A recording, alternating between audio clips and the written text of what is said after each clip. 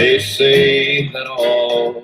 Well, good evening, everybody in Press Pros land. It's nice to have you with us here on a Monday evening. I'm Bruce Hooley. That is Sonny Fulks, and the singing cowboy, Willie Nelson, in the background, as we get ready to start a Monday huddle here on Monday night.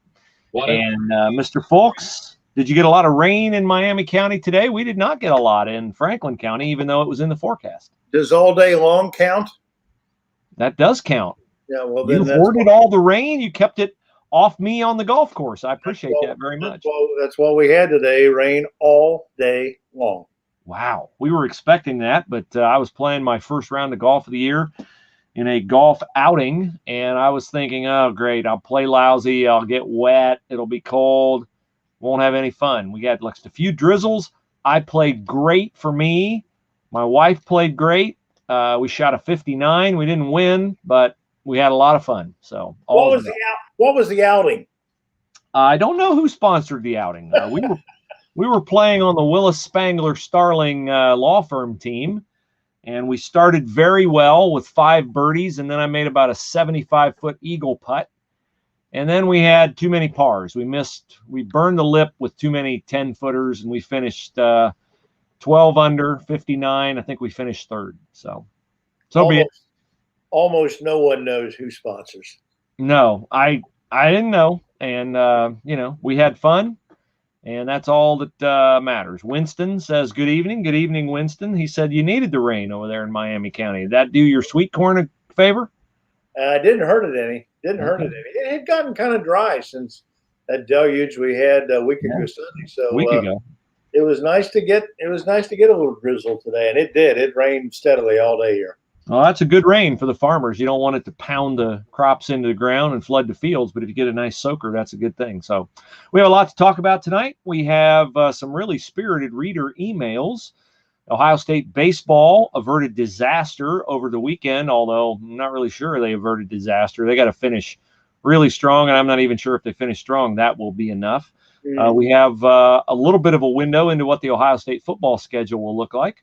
And whatever else. Well, we have mask mandates coming off and a pretty good template for at least one state in the union that I'm hoping Ohio will emulate.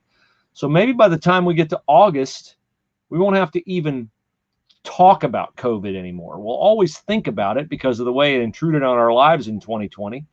But the numbers in Texas are very encouraging, Mr. Fulks. 10 weeks ago, Governor Greg Abbott took off all the mask mandates in Texas. He was accused of Neanderthal thinking.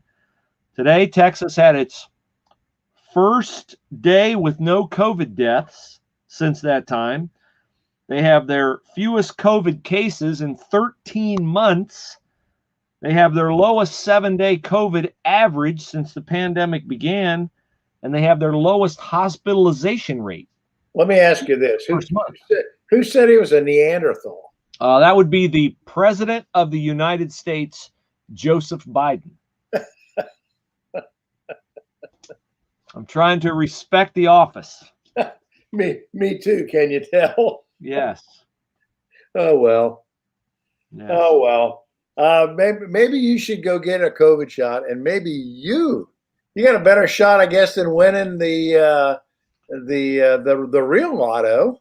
Well, yeah, you do, because now if you're interested in getting into the Vax-A-Million, and that is what they're calling it, sweepstakes, you must enter. You must call in and enter. I think you go to vaxamillionohio.com. Just Google it. You'll find it. But you have to get in by tomorrow morning. So, I don't know, if 100 people enter, you'll have a 1 in 100 shot at winning the first $1 million prize.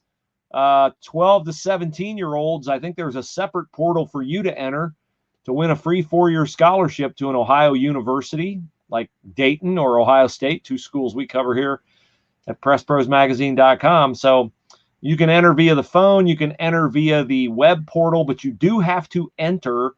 And if you enter, you are giving them permission to use your name, and you are giving them permission to verify that you have received at least one COVID shot. You don't have to have both vaccine doses of the Pfizer and Moderna, but you do have to have one of them in order to enter.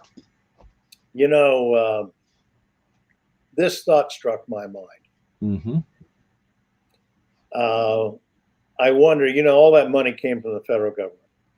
All that money came from you and me. All that money came from the federal government. Yeah. I wonder if it ever crossed his mind, instead of doing a sweepstakes to get a shot, how about taking that $5 million and distributing it around all the small businesses that you bankrupted, ruined, damaged, threatened, and all the households and lives and I know several, cafe owners, bar owners, barber shops, just small business, services businesses that it only seemed like that would have been right and fitting. Hey, look, we put you in this place. Yeah.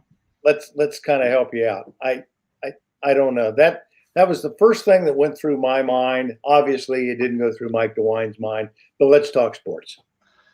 Yeah, I would like to have seen, I'm not sure the money recirculates in the economy this way. And I'm not really sure it accomplishes the goal of getting people to get vaccinated. I think if everybody had gotten a $50 gas card, maybe, but he did what he did, and I don't know that it can be undone, and we'll see. I just hope we have sports in the fall with no restrictions, no masks, no anything. That would be wonderful, because loved covering high school football last year. We're amping up for a big college or high school football and college football season this year, and glad we got to have state champions. And shout out Botkins, shout out Fort Loramie, shout out Coldwater, shout out New Bremen for winning football and basketball state championships. All right. Did I leave anybody out? No. And we wish all our teams well that are playing in the softball and baseball tournaments at present. I'm sure we have track athletes that are chasing. A little soggy, but they're playing. But, Rushy and Bradford look really good so far in baseball. Coldwater looks really good in baseball. You've seen a lot of area baseball, Sonny. Who else should we keep our attention on here in the postseason? I think you mentioned a couple, but Fort Loramie is certainly going to be in Division IV in this area, a team that a lot of people have high expectations for. I saw a team, quite frankly, last week in Beaver Creek out of the GWAC that I think is a very talented team. Obviously, Vandalia Butler, another Division I team. And so I think there's a lot of teams around. One thing about baseball, all you need is the one hot pitcher for one day. Yep. And all bets are off. You get a kid out there who lands his curveball, for 7 innings, for an hour and a half on a given day, and you could be a world beater. I mean, literally, you can have a losing record and go out and be able to throw a breaking pitch for a strike and change speeds and throw somebody off their offensive game at the plate. And, it's a whole different game. Yep. So if they can do that, that's what makes the baseball tournament so compelling to watch. 3 years ago, Rushy was like a 5th or 6th seed playing the number 1 seed in Fort Loramie. They go out and literally shut down that Loramie offense, which was prodigious, and end up beating them 1-0 in 10 innings. It was a huge upset, if you believe in upsets. But that can happen, and it does happen every year in the baseball and softball tournament. Yeah, no doubt about it. As for college baseball, the Ohio State Buckeyes had what looked to be an inviting series against Michigan State this past weekend. It was not very inviting. They had to scramble to win one of the 3, and now they face a must-win, and I'm not even sure if they win all these against Nebraska and Indiana, it'll be enough given where they are. A doubleheader over the weekend with Nebraska and Indiana. They play each of those 2 teams Friday, Saturday, and Sunday twice. And those are the number 1 and 2 teams in the league. And again, given the Buckeyes' inconsistencies, and it's not just an inconsistency on one area. It's not just pitching, or it's not just hitting or defense. It really is it's a buffet. On a given day, if the pitching is good, they may not hit. If the hitting is robust, they may not pitch. Nobody expected Seth Lonsway to come out on Friday night like he did and struggle against Michigan State. Michigan State's a team that's hitting .250 as a team and had 12 home runs all year. And they came out on Friday and Saturday and looked like the 34 Cubs with Hack Wilson. So you can't make sense of that. Here's a team that at the beginning of the year, people were predicting is going to be one of the. Oh, I'm talking about Ohio State being one of the four top teams in the Big Ten. Right now, they're sitting sixth, 5 games behind or outside of the top 5 games behind Iowa. And the most optimistic of people that I've talked to say the Big Ten will get maybe 5 teams in the NCAA tournament. Whoever wins the league is an automatic bid. The other 4 would be at-large invitations. So it's a little hard right now to speculate that they would take more than 5 teams. And if that's the case, Ohio State might be left sitting at home. They certainly, if they're going to improve their stock, they beat Indiana back in April. They beat Indiana back in April 4 straight in Columbus. Did not sit well with Indiana. It was frankly an embarrassment to Coach Mercer's team. And now they get them at home this weekend. Well, I said last week, I love to use the term, they got a case of the goo-goo, and you know they're going to have a case of the goo-goo. Paybacks are tough. Plus, Nebraska is just a dynamic hitting team. So your pitching has got to be spot on against a team like that. Plus, those 2 teams know they're in. Whether they win or they get the at-large bid, they're playing with no pressure whatsoever. Tomorrow is another day for them. There may not be another day for Ohio State because the following week they're scheduled to play Northwestern. Northwestern, and you just told me, canceled everything last week because of COVID. So there's no guarantee they even get another weekend beyond this one. So that's the situation they're in. They need to win 4 straight and let their chances fall where they may. Hi to Steve, who says he's listening to us at Willie's in Minster. We appreciate that. Winston is thumbs up on the small business suggestion that you had, and Debbie, our loyal viewer in Albany, Georgia, says. I just wonder if Winston. I just wonder if I'm the only person in Ohio that thought crossed their mind. Wouldn't it be a good idea to take some of that federal money and just say, "Hey, I know we put you in a bad spot. We put you in a bad spot." Now that everybody pretty much has herd immunity, if that matters, and I hate talking about this, it just seems like a good thing to go to those people and say, "Hey, let's help you out. Let us help you out a little bit." $5 million to the corner cafe in your town goes a long way toward making tomorrow a better day. Yes, it absolutely would. Now back to your Ohio State Buckeye baseball squad for a second, Sonny. I have a question for you. I didn't ask you this ahead of time, but it would seem to me they've underachieved this year. It is a strange year. They don't have any non-conference games, no Big Ten tournament, so I get that. But would there be any pressure on Greg Beal's? Would Greg Beal's job be in jeopardy if they're not among the 5 teams in the Big Ten that make the NCAA tournament? Well, you know what? You have been around college sports longer than I have been. So the minute you say no, people get fired all the time. Yeah. The minute you say yes, they sign a new 5-6-year contract. I wouldn't think there would be because, and here's why. Greg Beals is a great baseball man. He's a character guy. He's a sound coach. I think we are coaching. I think we're recruiting. I think we're doing everything in a day where the culture pretty much dictates the job more than you dictate it if you're the coach. And I just think that I've had so many coaches tell me that this whole year was set up with the fact that nobody played baseball last year. Mm-hmm. You hear that in the major leagues. You hear that in college baseball. There was no minor league baseball whatsoever. And so there was no college baseball beyond those first 14 games last year, no high school baseball. And I did a really not entertaining, but a very interesting interview with Jake Boss, who's the head coach at Michigan State over the weekend. And he told me, he said, you know, look, our team, we got 42 kids on our roster. We can travel with 32. And right now, all we have is 32. He said, I got to bring everybody that's healthy because injuries have really dictated our season. He didn't tell me about how many pitchers he had, but I know for Sunday's starter had to be the closer on Saturday for them to even win the game against Ohio State. They had to bring Sunday's closer in because they have so many injuries with pitchers. They didn't play last year. They come back this year. They weren't allowed to play in the summer because so many of the summer leagues canceled out. So they come back this year. They get on the mound too soon, throw too hard, too quick. They get hurt. They get injured. They have spent the entire season. Now, whether it's pitchers or injuries or just the fact that you have that loss of developmental time and a year to an 18, 19-year-old kid coming out of high school playing at that level of baseball, a year's absence from the game, just hitting off a tee in your garage doesn't get it. No. There's a lot of kids who have suffered from the fact of not playing baseball. And I think that's had a lot to do with the Ohio State situation this year.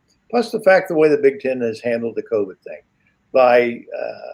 It's really hard to understand why the SEC says, blow that off. Nobody's sick. We're going to play baseball. And they have.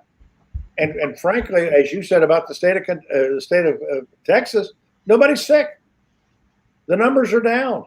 Yeah. All appearances say you should have gone ahead and played baseball. Well, they didn't in the Big Ten. And that has put a huge burden on Greg Beals and the Buckeyes and Michigan State and Illinois and Iowa and all the other schools. So the inconsistencies with the NCAA, certainly the manner in which Kevin Warren and the Big Ten presidents handled this. Hindsight's 20/20, of course, we know that. But I don't know that you can say somebody's on the hot seat, especially when he's had a sound record in 10 years at Ohio State. He's won at least two. He's never won an outright title of the league, but he has won the Big Ten title in 16 and 19 from the tournament title in 16 and 19. He's recruited well. He's a character guy. He's got a clean program. And so I wouldn't say necessarily that he's on the hot seat just because their expectations were higher than what their record's been. Sounds a lot like Chris Holtmann so far. Yeah. Well, that's again, I go back. That's the culture in which we live. You can justify a lot of things in this day and age that you couldn't 30 years ago. And whether you like that, whether you think that's the way the culture ought to be, it is the world we live in. Bruce says he's driving and listening. So don't be driving and watching, Bruce, or you might have a fender bender. We appreciate you driving and listening. Excellent. Let's switch gears a bit and talk some Ohio State football before we get into our reader emails from last week's visit with Doug Ute, the executive director of the Ohio High School Athletic Association. We've got a few details on Ohio State's season. They will start, which we knew this, they start on a Thursday night at Minnesota. Then they will come back and play Oregon the following week, and we have a game time on Oregon. That's really the only thing we know now that we didn't know before. Fox Sports has announced that will be a noon game right after Big Noon kickoff. So Urban Meyer will not be on Big Noon kickoff. He'll be getting ready to coach his Jacksonville Jaguars in their season opener. But Buckeyes against Oregon at noon. So that's a 9 a.m. kickoff for Oregon. The Ducks are a pretty talented football team. They have Kayvon Thibodeau, one of the best defensive rush ends in the country, back for his junior year. And we don't know who Ohio State's quarterback will be, but I'll be stunned if it's not why does his name escape me right now? C.J. Stroud. Well, again, it's with all the issues that we have in other sports and questions about who plays and when they play. The one thing the state of Ohio has hung on today is the starting time for the Oregon game. Yes. People are excited about that because people are looking forward to getting back to normal. It's odd to me the people who don't look like they're excited about getting back to normal are the people who have been vaccinated and shouldn't have anything to worry about. And they're worried about those who are not vaccinated. But if you are vaccinated, you shouldn't have anything to worry about because you're supposedly just fine. We also have news that the Reds and the Indians, I think, are getting back to, more stadium capacity in the month of June when the mask mandates come off. So we're slowly getting back to more normal life, and I think that's good for everybody. Well, here's some irony. You just talked about Greg Beals. Could his job be in jeopardy? When have you ever, you've covered them forever. When have you ever seen a press statement declaring the starting time for the Buckeye baseball's opening game? The answer to that is never. That was leaked out from Fox Sports. A guy on Fox Sports, one of their executives on Fox Sports, or NBC. Yeah, he was on Colin Cowherd's show, and he said that was going to be their one of their national games. So that's why the game time for that one came out. Well, but you've never heard that said about baseball or softball or hockey or rifle or anything else. Yeah, that's outside of football. Very true. Outside of football. That's the culture in which we live. All right, let's go to some of our reader emails. We had Doug Ute on last week, and we appreciate Doug spending the better part of a half an hour with us. He talked about the member dues that schools are going to be paying, $50 per varsity sport, boys and girls. He talked about the state basketball tournament, 3-year run, in addition to the 1-year test that they just did at University of Dayton Arena. So 3 more years at UD for the boys and the girls. And he talked about the most controversial part of their decision-making here lately, which is doubling the size of the football playoffs from 8 per region to 16. So our first email is from Barbara in Pike County. And Barbara says, forget the regular season and start the playoffs on opening night. Let everybody in and play for 10 weeks. State championship game on November 1st. Then maybe we can talk about family on Thanksgiving Day instead of football. Well, I think there's a little tongue-in-cheek there, because if you want to have inclusion and you want to have more teams experience the playoffs, what she's saying is, why do we even have a regular season? Why do we play? Boy, she may not be saying this, but a lot of people would construe that as, why do we play for a league championship? Let's just make it all the playoffs. Let's just play for 10 weeks, get it over with, have a championship, have a champion name by November the 1st, and then maybe, as she said, on Thanksgiving Day, we could talk about something besides football. And I think, in that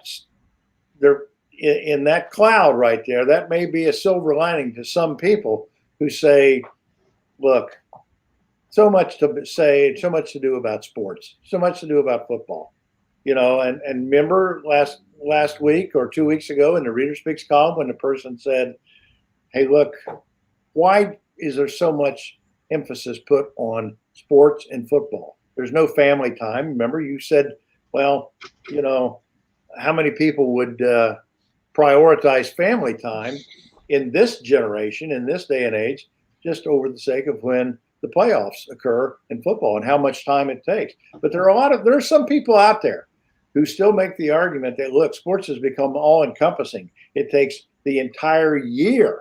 If you play football, if you're not actually playing, you're lifting, you're conditioning, you're going to camps, you're doing something. And that's what I construe from Barbara's email. Well, the one thing I'll say that I don't think they thought much about on the football playoff expansion is that it puts a real hardship on basketball programs at these schools where you have athletes that play both sports.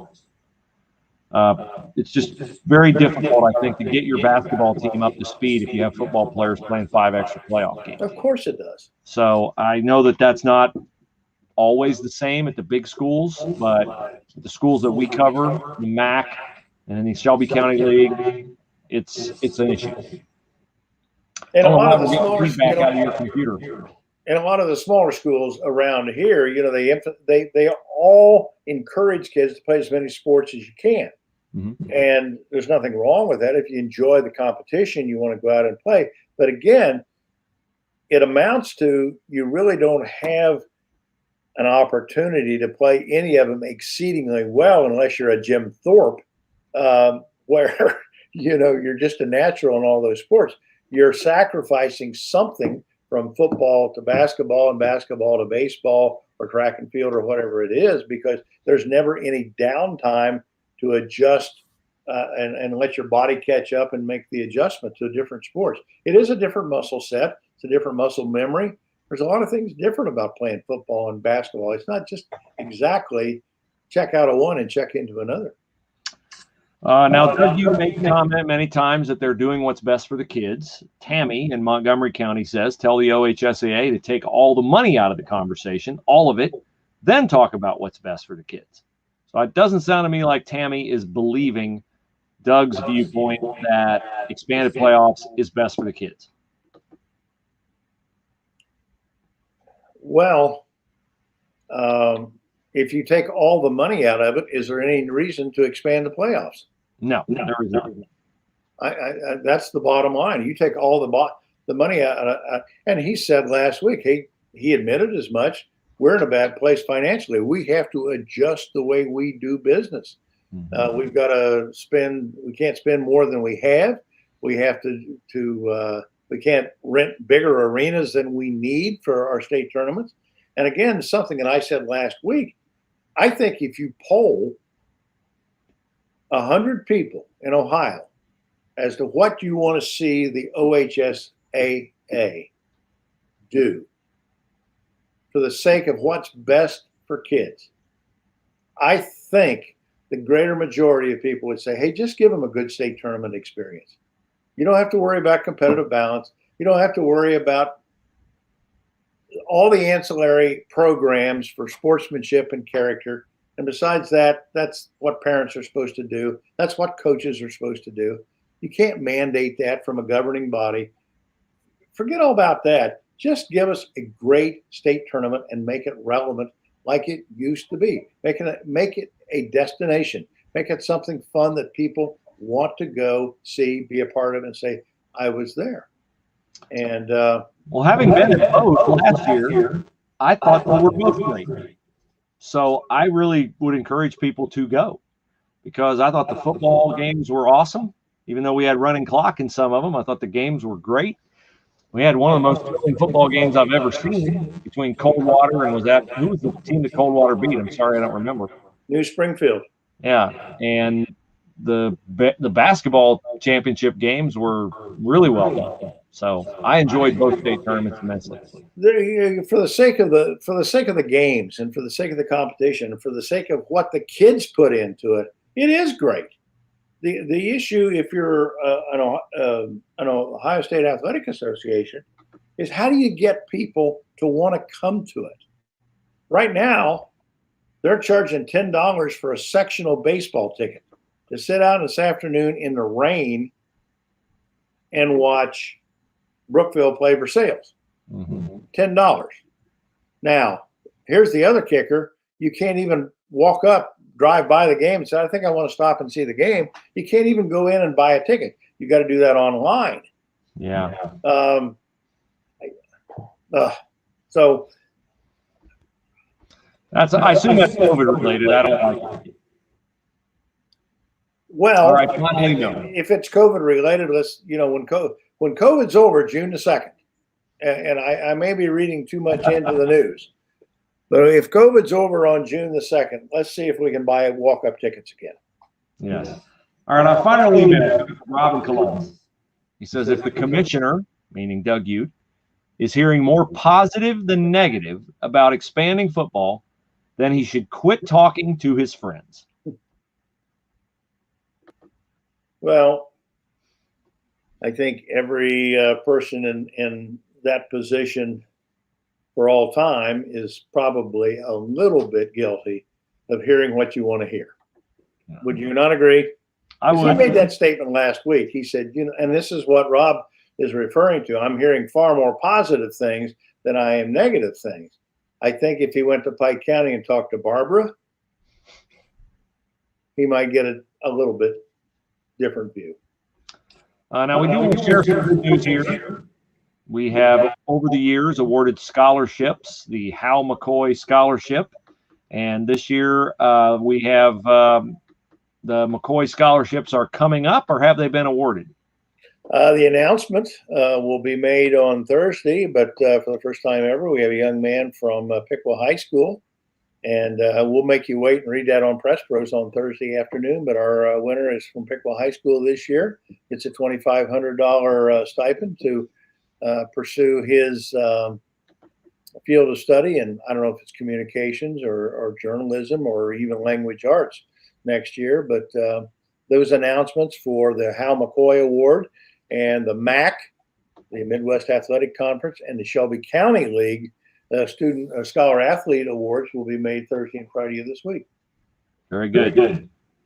And then, all right, Sonny, what else would you like to leave people with before we sign off and wish them a pleasant Monday evening? Well, a lot of people they ask about, how we do that and what that amounts to and why don't we do it for every conference? Well, those two particular conferences stepped forward years ago and said, hey, we would like to support something this, businesses in those communities. So we'd like to support something like this for the sake of our student athletes and for the coverage that, we provide in the MAC and Shelby County League. And so we've been doing this now for 10 or 11 years. And I think this year we will have awarded our $75,000th dollar in support for those kids. And the good thing about it is a lot of those have wised up to the point now where they'll take that $2,000 or $2,500 and go to Edison, or they'll go to a satellite school for Wright State or Ohio State, either in Lima or Salina. And, $2,000 or $2,500 goes a long way in a school like that toward tuition and books for a year's study. So a lot of those kids milk that and do very well, to get their first 2 years study out of it before they transfer on the campus. Fantastic. Well, good luck to the Buckeye baseball team this weekend. Good luck to everybody that's engaged in the baseball playoffs and softball playoffs going forward. Wish your snuggly little English bulldog, is that the name? Is that the breed? French bulldog. French bulldog. I'm sorry, I got the nationality wrong. She's yet to make her debut. Wish Boomer well. Yeah, we're waiting for Boomer to make her debut on the broadcast here. So I will tell everybody that we'll be back again next Monday night. I don't know where our echo came from here, but we'll figure that out by next week. We appreciate all of you who watch the replay and those who are watching on PressProsMagazine.com live. Send us an email. Let us know what you think of our content. Thank our advertisers when you're out and about. You see a Press Pros advertiser. Thank them for what they do, which enables us to continue to cover high school sports and college sports that you care about the way that we do it. Well, with that, I can't speak for Boomer, but, our cousin Truman's out there and he always needs his sleep. So, Truman, now would be a good time for you to head to bed. Debbie says, great show and hello, Boomer. Thank you, Debbie. And this show has gone to the dogs. Yes, it has. We will see you all again next Monday. Great to have you.